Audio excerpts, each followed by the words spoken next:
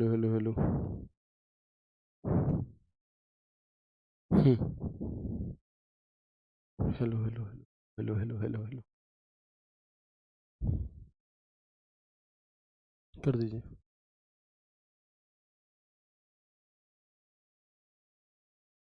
Live. जय हिंद दोस्तों, मैं शिवम गुप्ता स्वागत करता हूं आपका अपने परिवार रोजगार विद अंकित पर। उम्मीद करता हूं आप सभी अच्छे होंगे, बेहतरीन होंगे, जिंदाबाद होंगे, एकदम शानदार होंगे। एक बार आप सभी प्यारे साथी बताएंगे आप सभी कैसे हैं। Very very very good morning, Radhe Radhe, जय श्री कृष्णा, जय हिंद, जय माँ सरस्वती। सभी दोस्तों को, सभी प्यारे साथी क्लास से जुड़ जाएंगे, बताएंगे आप सभी कैसे हैं और क्या मेरी वॉइस और वीडियो आप सभी तक प्रॉपर तरह से पहुंच पा रही है या नहीं।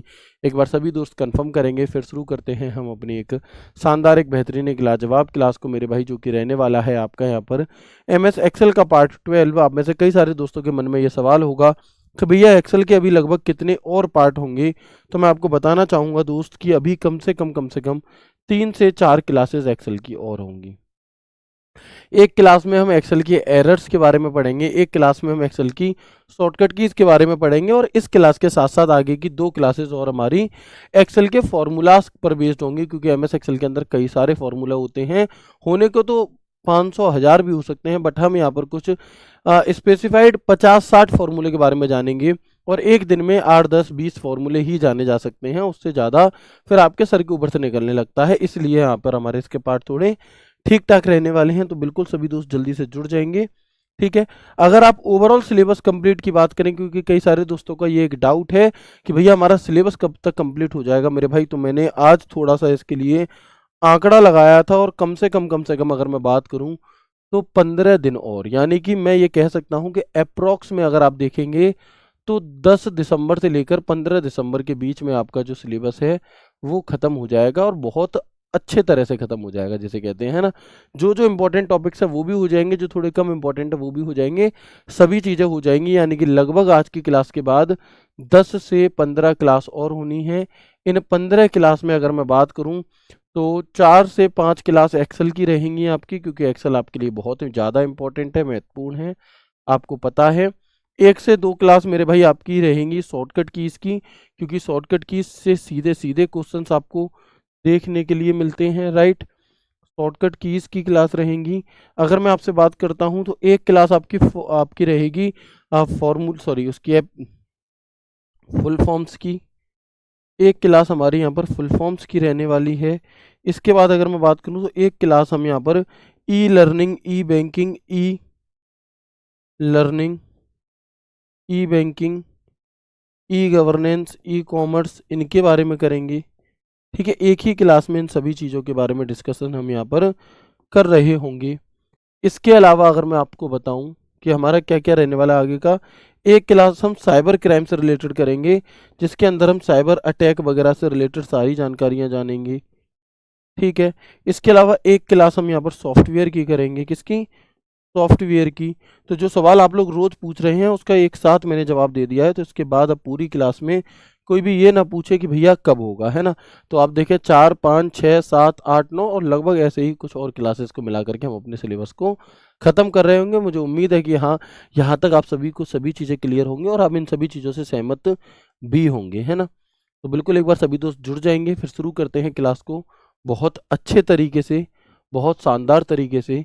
कल की क्लास में आपने कुछ फॉर्मूलाज के बारे में जाना था, उसी क्रम को अगर हम आगे बढ़ाएं तो मैंने आपको सम के फॉर्मूले के बारे में बताया था। किसके फॉर्मूले के बारे में, सम का फॉर्मूला किस लिए होता है। तो आप सभी ने कहा था कि भैया जो सम का फॉर्मूला है वो जोड़ने के लिए होता है। किस लिए होता है, वो हमारा जोड़ने के लिए होता है, ठीक है। लेकिन अगर मैं आगे बढ़ता हूं और थोड़ी सी बात करता हूं तो आप देखेंगे, ठीक है। अगर मैं आगे बढ़ता हूं तो आप देखेंगे एक फॉर्मूला होता है मेरे भाई, सम एस क्यू करके। कौन सा, सम एस क्यू करके। ये क्या है जी, तो इस सम एस क्यू की फुल फॉर्म होती है सम स्क्वायर। क्या होती है इसकी फुल फॉर्म, तो हम कहेंगे सम एस क्यू की फुल फॉर्म मेरे भाई होती है आपकी सम स्क्वायर। और ये जो सम स्क्वायर का फॉर्मूला है ये किस लिए होता है, तो मैं कहूँगा आपसे कि सम स्क्वायर का फॉर्मूला, जो भी नंबर आपको दिए गए हैं, सम स्क्वायर का फॉर्मूला इसलिए होता है कि जो भी नंबर्स आपको यहाँ पर दिए गए हैं उनके वर्गों का योग लौटाने का काम ये आपका करता है। क्या करता है? Return the sum of squares. इसका सिंटेक्स कैसा होता है, मतलब अगर मैं बात करूं आपसे, तो जो हमारा ये फॉर्मूला होता है किस चीज़ का, सम स्क्वायर का, इसको लिखने का एक फॉर्मेट क्या होना चाहिए।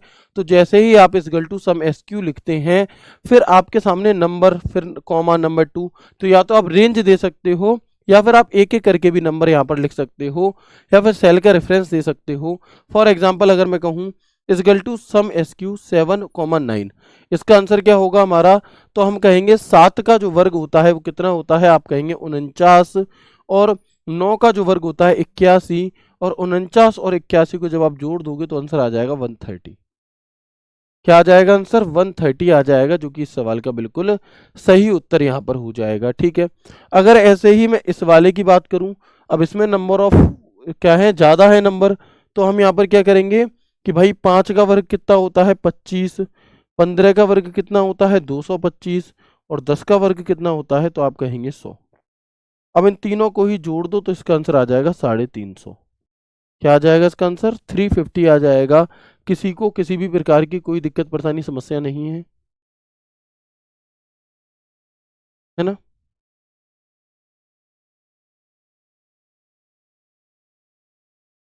बिल्कुल। तो अगर मैं आपको विद प्रैक्टिकल से दिखाना चाहूँ तो आप देखेंगे, जैसे मैंने यहाँ पर एक्सेल को ओपन किया, हमने यहाँ पर MS एक्सेल को ओपन किया दोस्त, ठीक है, और मैंने यहाँ पर कुछ नंबर्स लिख दिए, मान लो 2, 4, 8, 7। मैंने यहाँ फॉर्मूला लगाया है is equal to sum square, bracket यहाँ लिखा 5 कॉमा यहाँ लिखा 6, ब्रैकेट कर दिया बंद, एंटर बटन दबाया, आंसर आ गया 61। तो या तो मैं ये कर सकता हूँ कि डायरेक्टली 5 या 6 लिख दूँ, ठीक है, या फिर मैं ये कर सकता हूँ कि यहाँ पर इस 5 या 6 की बजाय इनकी रेंज दे दूँ, इस ये वाला कॉमा ये वाला। अब आंसर क्या आएगा? आपसे कहा जाएगा कि MS एक्सेल में दिए गए चित्र का अध्ययन करके बताएं कि दिए गए फॉर्मूले का मान क्या निकल करके आएगा। तो आप कैसे पहचानेंगे इसे? आप पहचानेंगे कि इजगल टू सम स्क्वायर, है ना, A1 कॉमा B2। अब A1 में वैल्यू क्या लिखी है आपकी, तो आप कहेंगे भैया A1 में 7 लिखा है और B2 में 4 लिखा है, तो 7 का वर्ग कितना हो जाता है, आप कहेंगे 49 हो जाता है, और 4 का वर्ग कितना हो जाता है, 16 हो जाता है, और 49 और 16 को जब आप और हम जोड़ देते हैं तो क्या हो जाएगा, 49 और 16 को जब आप और हम जोड़ देंगे मेरे भाई, तो ये निकल करके आएगा 65। और जैसे ही मैं आपके सामने एंटर बटन दबाऊंगा तो 65 आपके सामने। तो चाहे तो आपको डायरेक्टली नंबर्स दे दिए जाएं, या फिर आपको यहाँ पर ऐसे करके रेंज दी जाए, है ना, स्पेसिफाइड सेल एड्रेस दिया जाए और चित्र दिया जाए, तो उससे भी आप बड़ी ही आसानी के साथ इसे कर लेंगे, राइट। चलिए, तो सम स्क्वायर का फॉर्मूला क्या काम करता है, जो नंबर्स दिए हैं उनका सम करके, उनका स्क्वायर करके उनका सम करने के लिए हम इसका प्रयोग कर रहे होते हैं। सबकी बात क्लियर है? आगे बढ़ेंगे नेक्स्ट क्वेश्चन। अगला क्वेश्चन है मेरे भाई हमारा सम प्रोडक्ट का। What is sum product? Sum product क्या है? तो हम कहेंगे कि भैया सम प्रोडक्ट का अर्थ होता है कि दिए गए, सम प्रोडक्ट का अर्थ होता है मेरे भाई कि दिए गए, दी गई संख्याओं में, मतलब जो आपने दो रेंज दी हैं उनके, उनका गुणा करके उनका जोड़ निकालना सम प्रोडक्ट कहलाता है। कैसे? तो आप देखेंगे मैंने यहाँ लिखा कि संगत श्रेणी के उत्पाद का योग लौटाएं, return the sum of the product of corresponding range. जैसे इसका जो आपका फॉर्मेट होता है वो कैसा होगा, इसका सिंटेक्स कैसा होगा, तो हम कहेंगे sum product equal to sum product array1 comma array2 ऐसे करके। फॉर एग्जाम्पल, जैसे मैंने यहाँ पर एक फॉर्मूला लगाया है is equal to sum product A1 colon A2 B1 colon B2। मैंने इस तरह से यहाँ पर रेंज दी।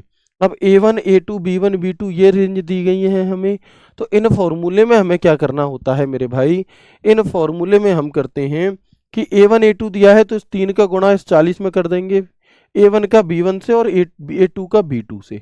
तो 3 और 40 का गुणा करने पर 120 आया, 20 और 10 का गुणा करने पर 200 आया।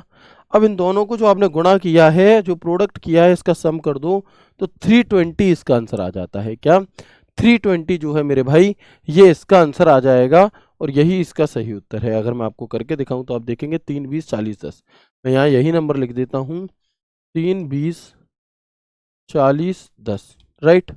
अब मैंने यहाँ पर एक फॉर्मूला लगाया है is equal to sum product bracket start is equal to sum product bracket start किया हमने।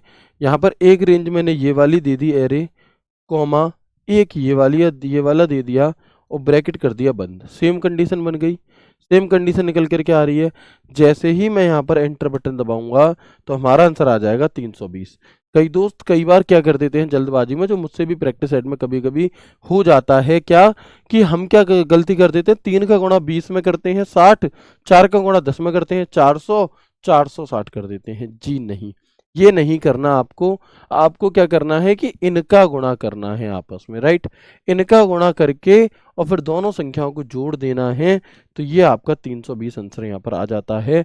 तो सम प्रोडक्ट क्या है और कैसे करते हैं कर लेंगे। प्रोडक्ट का अर्थ होता है गुणा करना, ठीक है ना।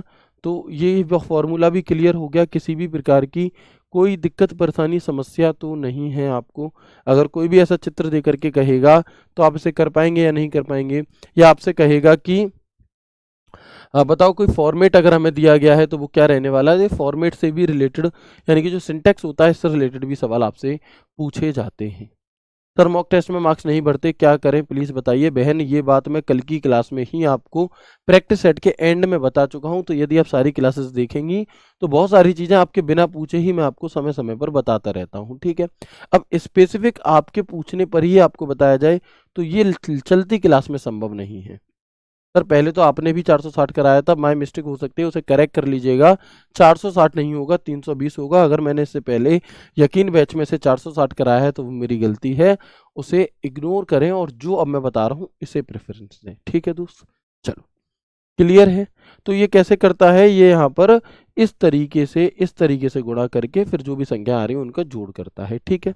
चलो आगे बढ़ेंगे इसके बाद। तो सम स्क्वायर क्या है, सम प्रोडक्ट क्या है, अच्छे से समझ में आ जाने चाहिए। इनमें आपको किसी भी प्रकार की कोई दिक्कत परेशानी नहीं होनी चाहिए, ठीक है। चलो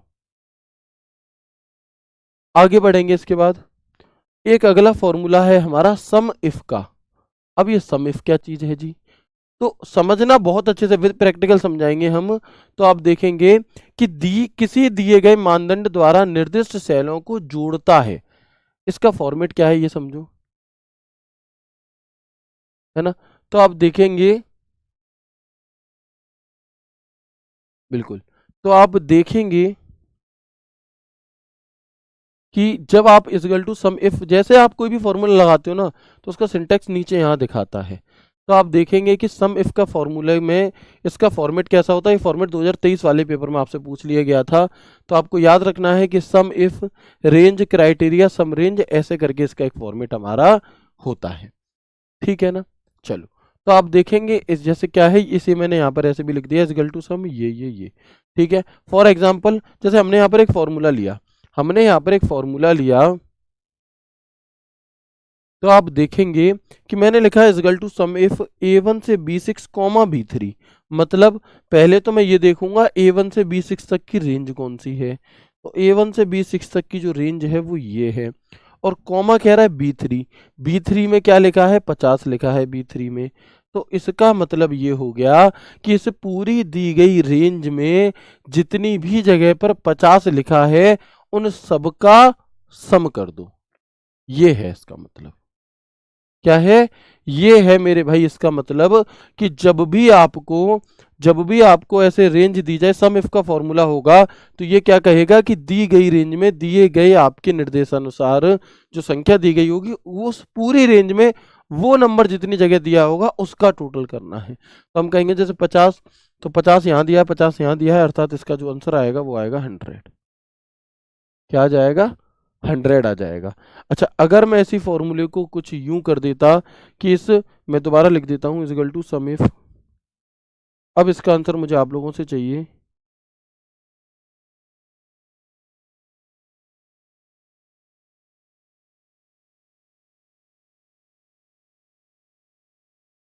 बताएंगे इसका आंसर क्या होगा। इस सवाल का आंसर बताइएगा। मैंने लिखा है यहाँ पर equal to sum if a1 colon b8 comma a2। इसका आंसर क्या आएगा दोस्त।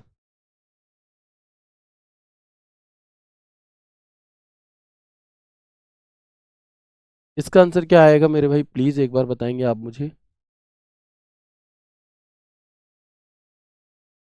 यहाँ की बातें यहाँ बताया करो, हमें टाइम नहीं रहता प्रैक्टिस सेट करने का। दोस्त बहुत बड़ी गलती कर रहे हो। अगर अभी नहीं रहता तो बाद में, लेकिन बिना प्रैक्टिस करे आप सिलेक्शन नहीं ले सकते। सिर्फ और सिर्फ चीज़ें पढ़ने मात्र से आप सिलेक्शन नहीं ले सकते। आपको प्रैक्टिस भी करनी होगी, आपको मैथ्स की प्रैक्टिस करनी होगी, आपको रीजनिंग की प्रैक्टिस करनी होगी, आपको जीएस की प्रैक्टिस करनी होगी। और मतलब पढ़ना एक अलग चीज़ है और उसे वास्तविक जीवन में उतारना एक अलग चीज़ होती है। ठीक है ना। तो उसके सवाल कैसे आएंगे, उसकी लैंग्वेज कैसे समझोगे, वो चीज़ें प्रैक्टिस सेट ही आपको बताएगा। तो भले ही अभी नहीं, कुछ दिन बाद देख लिया करो। ठीक है। चलो आगे बढ़ेंगे और देखेंगे अब आप यहाँ पर।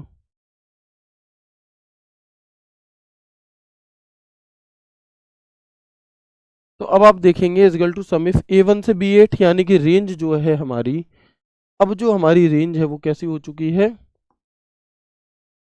इस A1 से लेकर के B8 तक की रेंज हमारी कुछ यूं है। ठीक है। A2 कहाँ है जी, A2 ये है 20। तो आपसे कहा गया इस पूरी रेंज में जहां जहां 20 दिया हो उनका टोटल कर दो।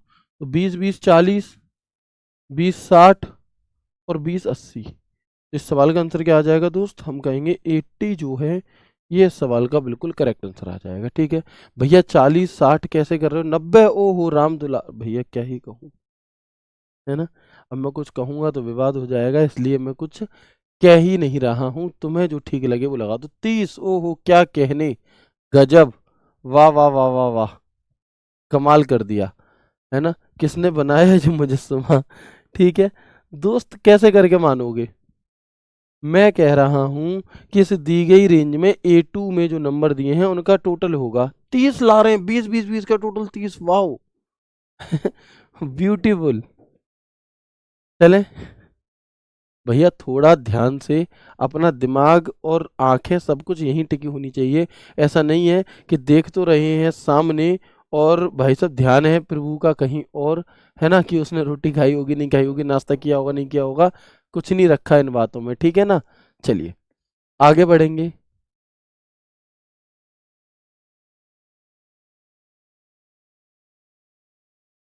बहुत बढ़िया। ठीक है दोस्तों, सभी को अच्छे समझ में आ गया, कोई दिक्कत नहीं है। चलिए आगे बढ़ते हैं। अगला एक फॉर्मूला होता है हमारा प्रोडक्ट का। प्रोडक्ट का सिर्फ प्रोडक्ट, ये आपका सम प्रोडक्ट नहीं है, ये ओनली प्रोडक्ट है। तो ओनली प्रोडक्ट का प्रयोग आप और हम किस लिए करते हैं, तो हम कहेंगे कि गुणा करने के लिए। एमएस एक्सेल में यदि आप गुणा करना चाहते हो तो उसके लिए आपको प्रोडक्ट का गुणा करना होता है। किसका, उसके लिए आपको प्रोडक्ट का प्रोडक्ट करना होता है। जैसे मैंने यहाँ लिखा है इजगल टू प्रोडक्ट 72 × 32। तो बताओ इसका आंसर क्या आएगा, है ना। इसका आंसर क्या आएगा, तो आपको ये प्रोडक्ट लिखा है, इसका मतलब आप समझ जाओ कि गुणा करवाना चाहता है। 72 का गुणा अगर मैं 32 में ना करके 30 में करूंगा तो 2160 बार जाएगा, और 72 का गुणा 32 दो में करूंगा तो 144 जाएगा, और इन दोनों को अगर मैं जोड़ दूंगा तो 2304 आएगा। अर्थात मैं ये कह सकता हूँ कि इस, जब आप 72 का गुणा 32 में करेंगे तो कितना आएगा, 2304।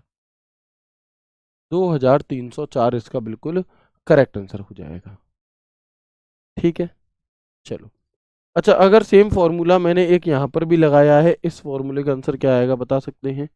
आपसे कहा जाएगा एमएस एक्सेल में दिए गए चित्र का अध्ययन करके बताएं। एमएस एक्सेल में दिए गए चित्र का अध्ययन करके बताएं कि इसका उत्तर क्या होगा, बताओ। आपको एक फॉर्मूला दिया गया है, इसका आंसर क्या आएगा।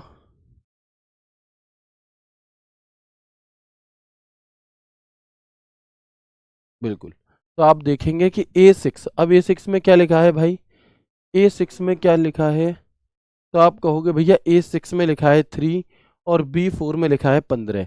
यानी कि मैं कह सकता हूँ कि अगर मैं 15 और 3 का गुणा कर दूं तो 45 आ जाएगा।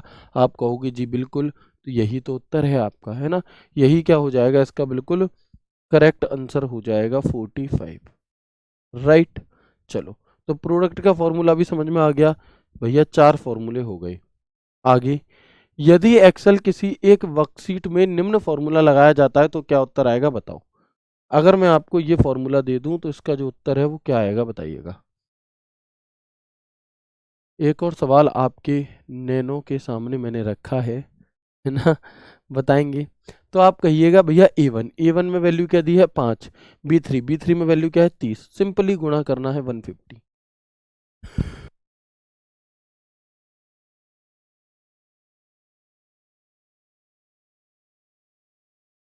सॉरी, है ना। तो हम क्या कहेंगे, सिंपली हमें गुणा करना है और 150 जो है ये इसका बिल्कुल करेक्ट उत्तर यहाँ पर हो जाता है।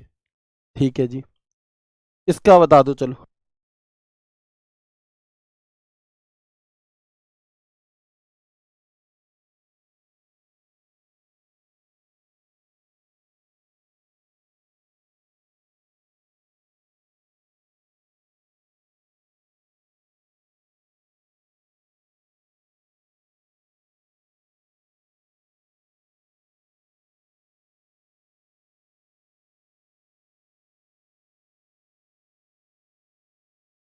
बिल्कुल, तो हम क्या कहेंगे भाई, ए वन से बी थ्री, ए वन से लेकर बी थ्री, मतलब रेंज दे दी। तो 5 दूनी 10 एकम 10, और आपका क्या, मतलब सबका गुणा आपस में कर दो, है ना। या 5 या 15 चौके, ऐसे लगातार आपको गुणा करते चले जाना है इन सभी का। मैं से ऐसे कह सकता हूँ 5 गुणा 2 गुणा 1 गुणा 4 गुणा 6। बताओ आंसर क्या आएगा। तो आप कहेंगे कि भैया 5 दूनी 10 एकम 10 या 30 चौके 120 छिक्के 720। आंसर क्या आ जाएगा 720। क्या आ जाएगा हमारा आंसर। तो हम कहेंगे 720 इसका आंसर आ जाएगा। क्योंकि जो लोग 30 आंसर दे रहे हैं वे सभी के सभी गलत है मेरे भाई। एक बात बताओ, आप क्या कर रहे हो यहाँ पर, कॉमा और कॉलोन का अंतर नहीं पता आपको। कॉमा और कॉलोन का डिफरेंस नहीं पता क्या आपको। मेरे भाई एक चीज देखो, यहाँ पर कॉलोन दिया है मतलब ये सारा एरिया कवर होगा। कॉमा दिया होता तो सिर्फ ये और ये स्पेसिफिक की बात होती। लेकिन जब कॉलोन दिया होता तो पूरी रेंज है, और उस पूरी रेंज में क्या होगा हमारा। तो हम कहेंगे पूरी रेंज में यहाँ पर आपका ये होता है। ठीक है जी, बात क्लियर है। ठीक है ना दोस्त। चलो आगे बढ़े, तो प्रोडक्ट का फॉर्मूला भी हमें अच्छे से समझ में आ चुका है। अभी तक मैंने आपको कुल 4 फॉर्मूले बताए हैं। क्या ये 4 फॉर्मूले आपको अच्छे से क्लियर हो गए, एक बार यस करके मुझे कंफर्म करेंगे। फिर मैं थोड़ी स्पीड में आगे बढ़ना चाहूँगा और कुछ और फॉर्मूलेस की तरफ आगे बढ़ूंगा। ये फॉर्मूला बहुत ज़्यादा कठिन नहीं है, तो खुद से भी जानबूझकर कोशिश ऐसी करो कि बहुत ज़्यादा समय ना लगना पड़े, है ना।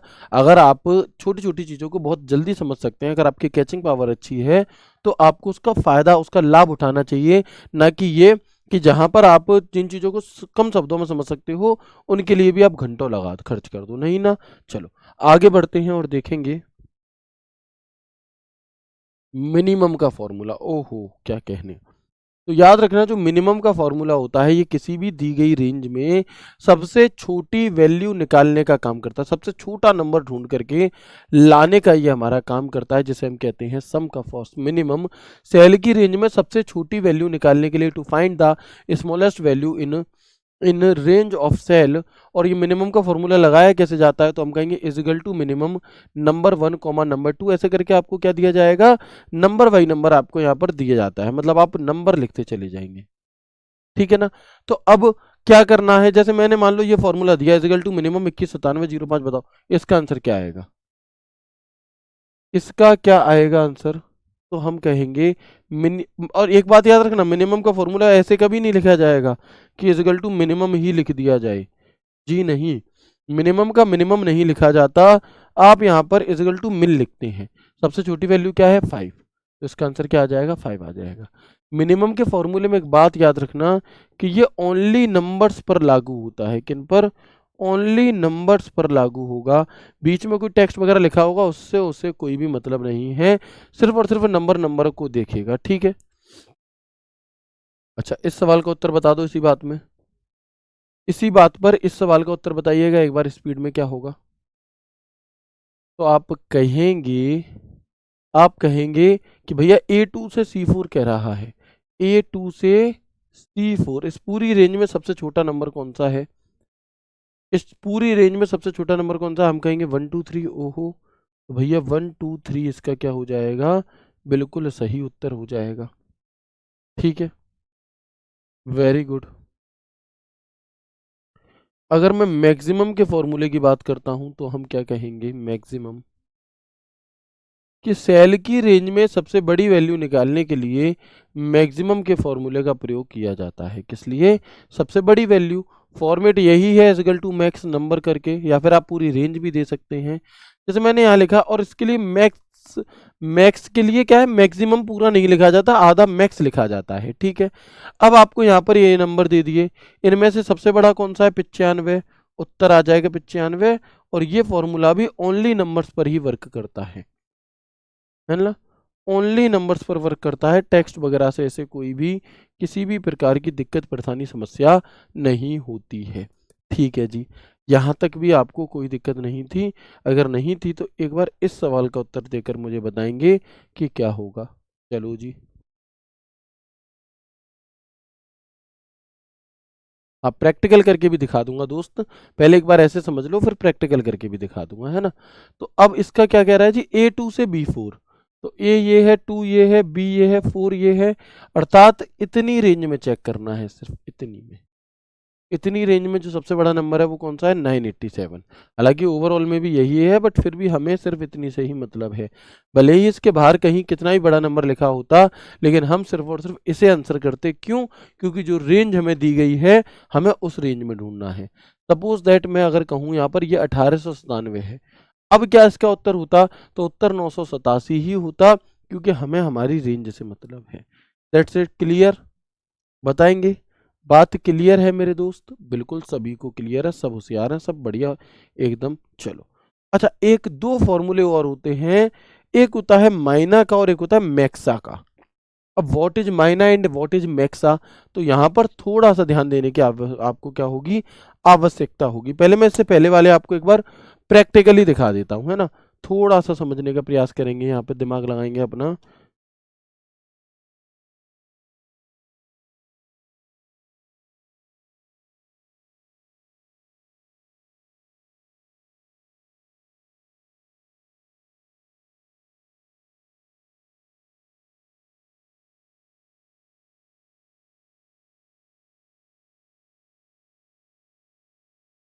दिख रहा है आप सभी को? मान लो मैंने यहाँ पर एक फॉर्मूला लगाया है, ठीक है, मैंने यहाँ पर क्या लगाया है, एक फॉर्मूला लगाया, मतलब एक रेंज डेटा लिखा। अब मैंने यहाँ पर इक्वल टू मिन का फॉर्मूला लगाया, ब्रैकेट बंद किया और मैंने यहाँ पर रेंज दे दी।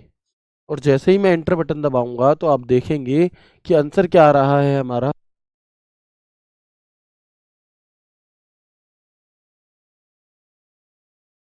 तो मैंने यहाँ पर एक फॉर्मूला मतलब ये लिख दी, डिटेल दिखाई दे रही है, 340 HCM ऐसे, और अब मैंने का फॉर्मूला लगाया।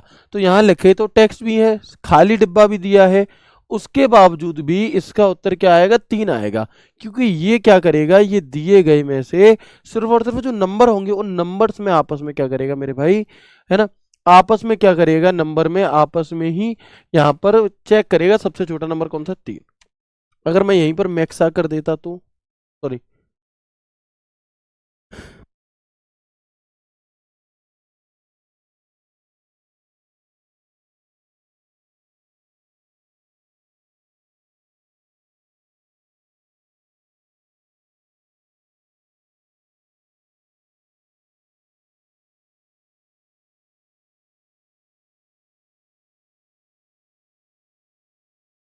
ठीक है, तो अब हमारा आंसर क्या हो जाता, तो आप कहेंगे अब इसमें सबसे बड़ा नंबर कौन सा है, 96, तो 96 हो जाता है, ठीक है।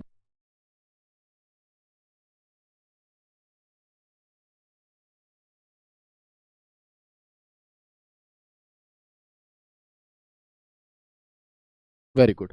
लेकिन अब यहाँ पर दो नए फॉर्मूले निकल करके आते हैं, जिनमें एक है माइना और एक है मैक्सा। समझेंगे पहले, एक बार नहीं आएगा, दो बार समझेंगे, लेकिन गलत नहीं होने देंगे। देखो माइना का फॉर्मूला क्या कहेगा, पहले जो ये लिखा है इसे समझ लो। फंक्शन का उपयोग, जो माइना फंक्शन है इसका प्रयोग किसी दिए गए संख्यात्मक डेटा, तार्किक मान और टेक्स्ट मान में से न्यूनतम मान निकालने के लिए किया जाता है। अर्थात मैं ये कहूंगा कि जो हमारा मिन का फॉर्मूला था ये सिर्फ और सिर्फ से नंबर से मतलब था, बाकी कोई लॉजिकल वैल्यू दी गई हो, ट्रू फॉल्स ऐसी यस नो वाली, या फिर कोई लेटर अगर आपको दिए हो, कोई टेक्स्ट दिया हो, उससे ऐसे कोई भी मतलब नहीं हुआ करता था। लेकिन अगर मैं बात करता हूं यहाँ पर, तो जो माइना का फॉर्मूला है ये फंक्शन का उपयोग किसी दिए गए संख्यात्मक डेटा, तार्किक मान, टेक्स्ट मान, इन सब से देखता है। ये मिन फंक्शन से अलग है, एक ही मत समझ लेना इसे, क्योंकि ये ट्रू और फॉल्स को, ट्रू को एक और फॉल्स को या खाली सेल को जीरो मानता है। क्या मानता है? जीरो मानता है। ठीक है।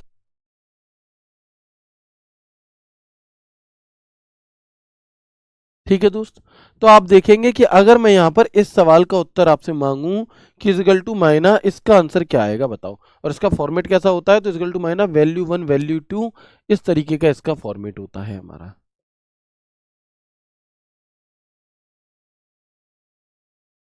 ठीक है ना?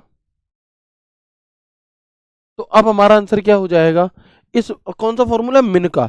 तो आप लोग क्या करेंगे, जल्दबाजी में दो आंसर लगा देंगे, जबकि दो नहीं लगाना है दोस्त। आपको देखना है फॉल्स की वैल्यू होती है जीरो, ट्रू की वैल्यू होती है वन, यानी कि इन सब में से अगर मैं देखूं तो इसका आंसर जीरो आ जाएगा। राइट? जीरो, ट्रू फॉल्स नहीं आएगा, आंसर जीरो आएगा। ठीक है। अच्छा, सपोज मानो कि मैं यहां से फॉल्स को हटा दूं,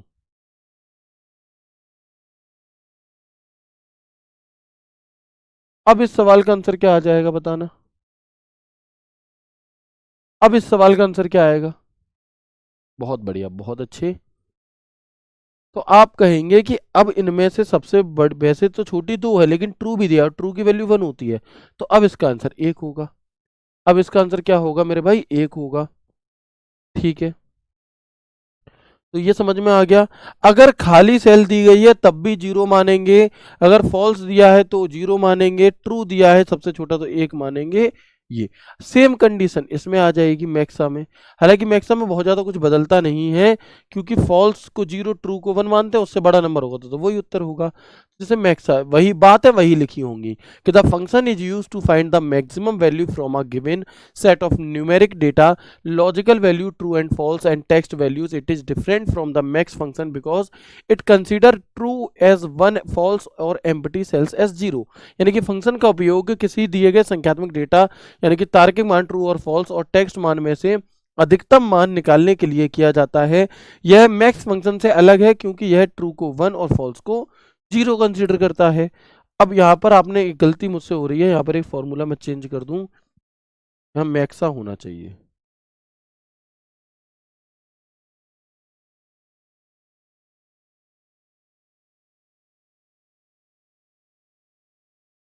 क्या होगा इस सवाल का उत्तर आपका? तो इसका तो फिर वही होगा, इसमें तो चेंज है ही नहीं। फिर इसका फायदा क्या रहा अभी बताते हैं। मैंने यहाँ लिखा है is equal to maxa, bracket start,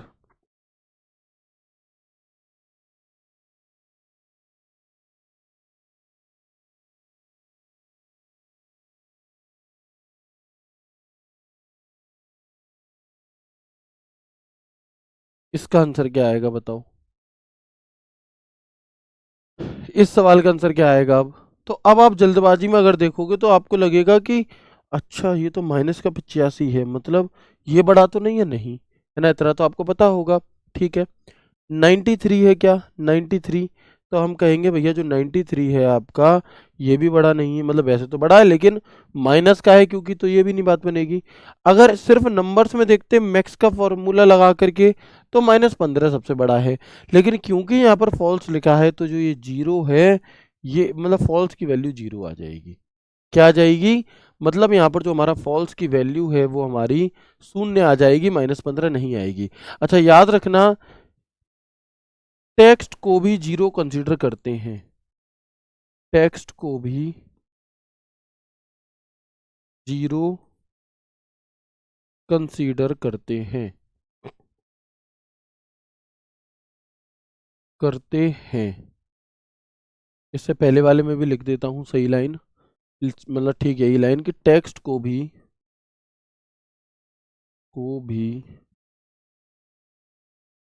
zero consider करते हैं। क्या करते हैं? तो हम कहेंगे कि टेक्स्ट को भी जीरो कंसीडर करते हैं। राइट है। मतलब ये कि अगर मैंने यहाँ पर कुछ नंबर्स लिखे सपोज,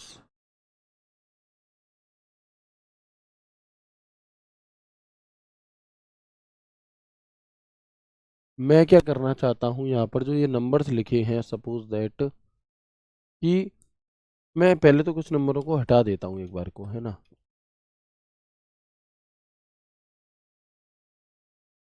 यू, ठीक है। अभी आप देखेंगे कि मैंने यहाँ पर एक फॉर्मूला लगाया इजगल टू मिन ब्रैकेट स्टार्ट और ये। अब इस सवाल का उत्तर क्या आएगा? अब इस सवाल का उत्तर क्या आएगा बताएंगे एक बार? तो आप कहेंगे कि भैया जो अब इस सवाल का उत्तर है, बताओ जल्दी से क्या आएगा, एक बार बताएंगे।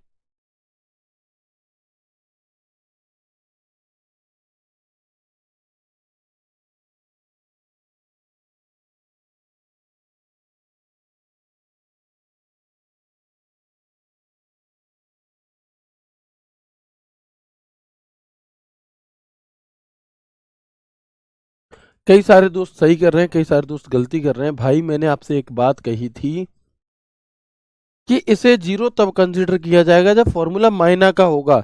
मिन में ऐसे मतलब नहीं है। अगर मिन का फॉर्मूला लिखा है तो वो सिंपली इसे नंबर्स नंबर्स में ही चेक करेगा, भले ही आपने ये रेंज में क्यों ना ले लिया हो। तो अभी तो इसका उत्तर क्या आएगा? सॉरी, हाँ बिल्कुल सही बात है ना।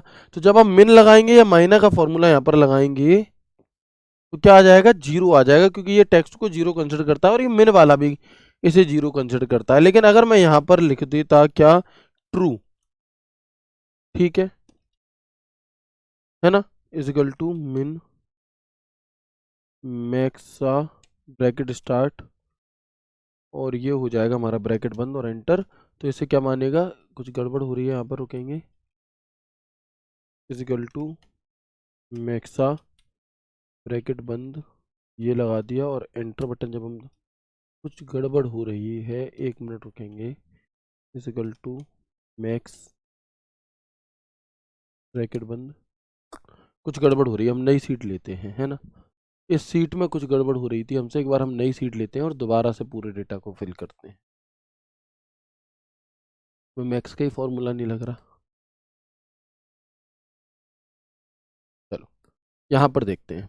मैंने लिखा 40 10 20 ट्रू, ठीक है। मैंने यहाँ पर फॉर्मूला लगाया इक्वल टू मैक्स ब्रैकेट किया स्टार्ट और ये मैंने पूरी रेंज दे दी, ठीक है। एंटर बटन दबाऊंगा, आंसर 40 आएगा। अब आ रहा है, उसमें दिक्कत हो रही थी कुछ, ठीक है ना। अगर मैं यहाँ पर इस मिन का फॉर्मूला लगाऊंगा इक्वल टू मिन, तो आंसर क्या आएगा? 10 आ रहा है। क्यों आ रहा है भैया 10? क्योंकि यहाँ पर ट्रू दिया है। ट्रू से क्या मतलब है? ट्रू तब काम करेगा जब फॉर्मूला माइना का होगा, ठीक है। अगर मैं यहाँ लिख दूं HCM तब भी, देखो अगर मैंने यहाँ लिख दिया इजिकल टू मिन ब्रैकेट स्टार्ट, टेक्स्ट लिखा हुआ है टेक्स्ट, ठीक है ना। तो अब हम क्या करेंगे, ब्रैकेट बंद करेंगे तो जीरो मान, तो 10 मानेगा क्योंकि मिन का फॉर्मूला था। लेकिन अगर मैं यहीं पर माई ना कर देता, अगर मैं यहीं पर माई ना का फॉर्मूला कर देता, अब ये इसका उत्तर क्या मानेगा? जीरो, क्योंकि यहाँ पर टेक्स्ट लिख गया। अगर मैं यहाँ पर कर देता ट्रू, तो इसका आंसर आ जाता एक, आ गया एक। और अगर मैं इस सेल को कर देता हूँ डिलीट, तो भी तो इसे क्या मानेगा ये, है ना। अगर हम यहाँ पर क्या कर देते हैं, इक्वल टू मैक्स मिना माइना कर देते हैं, ठीक है जी। बात क्लियर हो गई यहाँ तक या नहीं हो गई आपको? ठीक है दोस्त, तो ये हमारा माइना और मैक्सा के ये दोनों फॉर्मूले होते हैं, ठीक है जी। कर लेंगे, अच्छे फॉर्मूले हैं आपके। एक बार यस करके बताएंगे, फिर हम आगे बढ़ते हैं और कुछ और फॉर्मूले की तरफ बात करेंगे। चलो,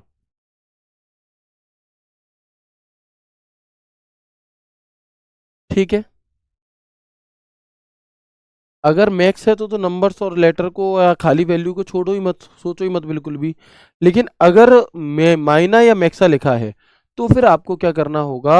अगर फॉल्स होगा तो जीरो आएगा, और अगर कोई टेक्स्ट लिखा है तो भी जीरो आएगा। तो इस तरीके से ये सवाल हो जाते हैं, ठीक है दोस्त। Very good. हाँ जी, क्लियर है, क्लियर है, क्लियर है, क्लियर है, क्लियर है।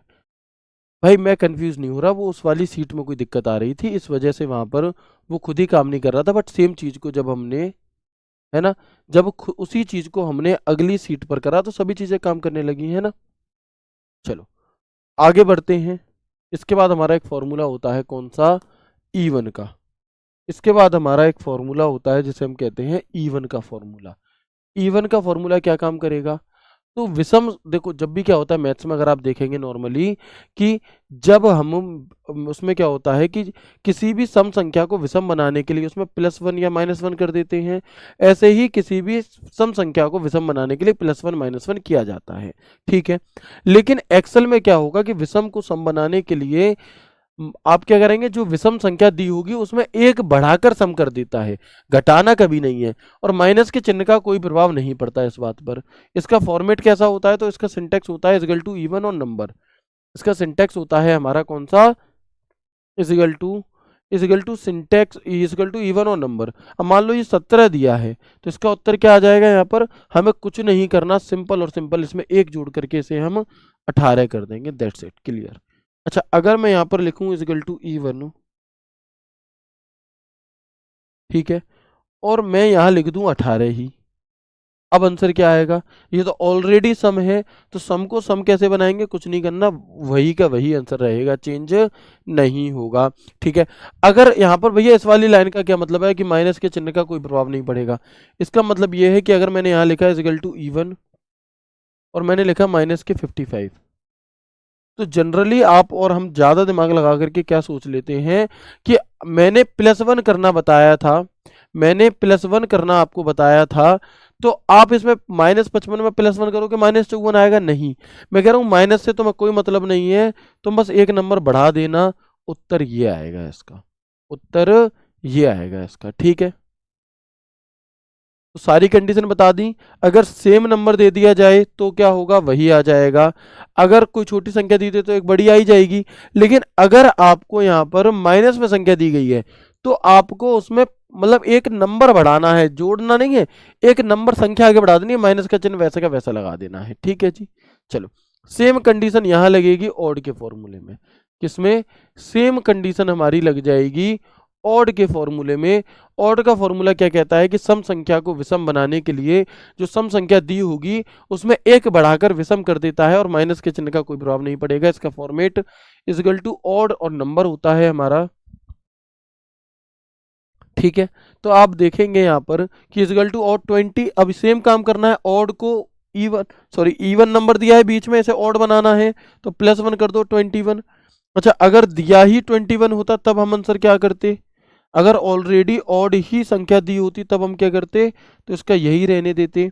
अच्छा, अगर यहाँ पर ऐसे दे दिया जाए इजगल टू ऑड -20, तब आंसर क्या आएगा, तब आंसर क्या आएगा, जनरली अगर आप -20 में +1 करोगे, है ना, जनरली अगर आप -20 में +1 करोगे तो वो -19 होता है, लेकिन हमें यहाँ पर +1 नहीं करना, एक नंबर बढ़ा देना है, तो माइनस का माइनस रहेगा, 21 का 21 हो जाएगा।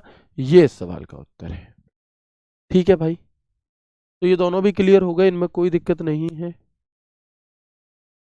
अगला एक फॉर्मूला होता है हमारा जिसे हम कहते हैं पावर का फॉर्मूला। कौन सा, अगला एक फॉर्मूला होता है जिसे हम पावर का फॉर्मूला बताते हैं।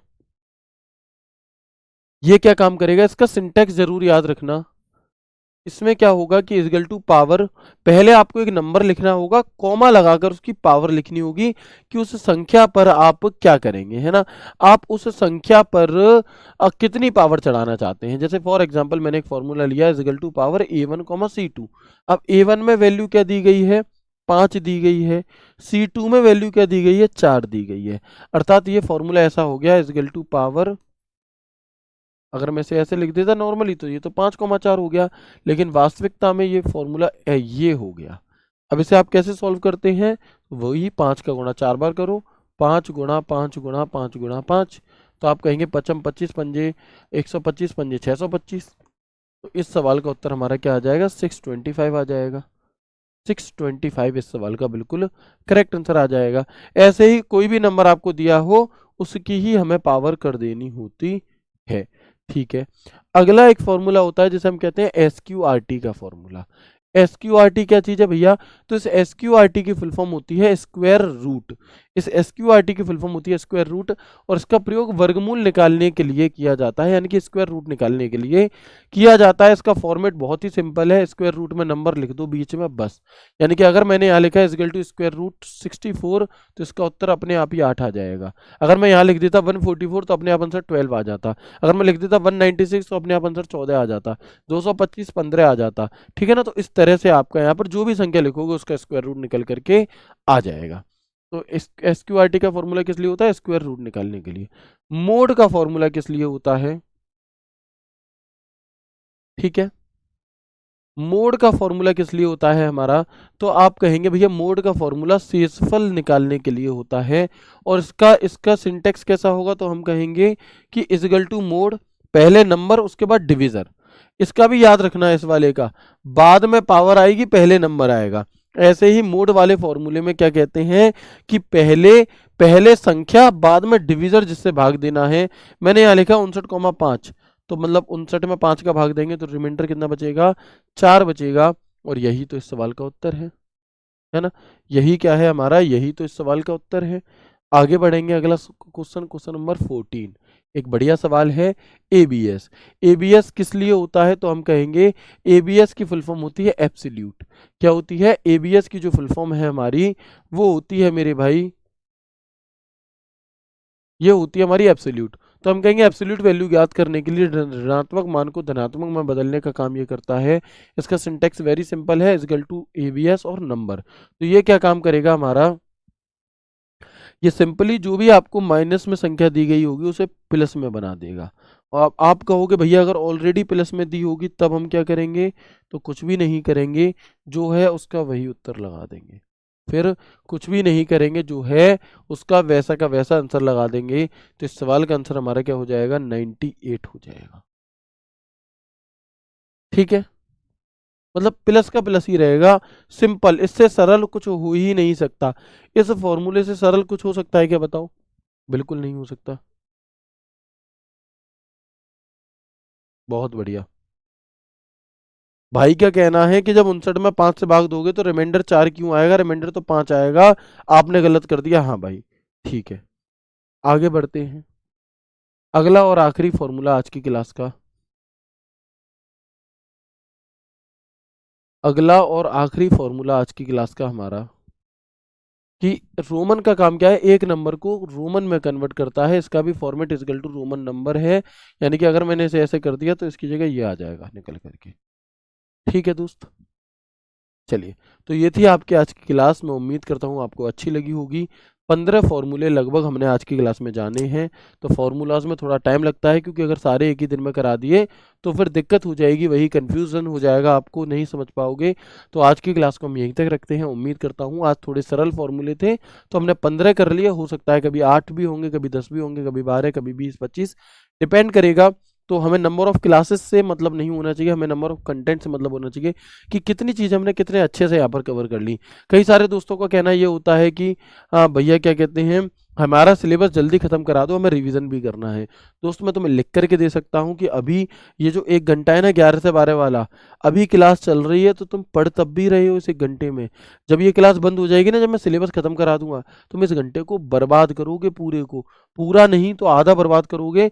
आप अभी अगर 50 मिनट पढ़ रहे हो तो तब आप 20 मिनट ही पढ़ पाओगे। तो खत्म करवाने के चक्कर में मत रहो, कोशिश करो कि क्लास चीज़ें क्लास के क्लास में याद हो जाए, चाहे थोड़ी लेट तक ये खत्म हो। लेकिन अगर लेट तक खत्म होंगी चीज़ें साथ के साथ याद हो जाएंगे तो वो ज़्यादा बेहतर रहेगा। ठीक है सर, मैंने एग्जाम में थोड़ा सा कन्फ्यूजन रह गया, कोई बात नहीं, मैं कल की क्लास में आपको एक बार दोबारा से बता दूंगा। अभी ख्याल रखिए, आप अपना खुश रहिए, हंसते मुस्कुराते रहिए, और मिलेंगे अभी तुरंत 10 मिनट बाद अपने कंप्यूटर के प्रैक्टिस सेट के साथ। तो मिलते हैं आपसे, तब तक के लिए राधे राधे, जय श्री कृष्णा, जय हिंद।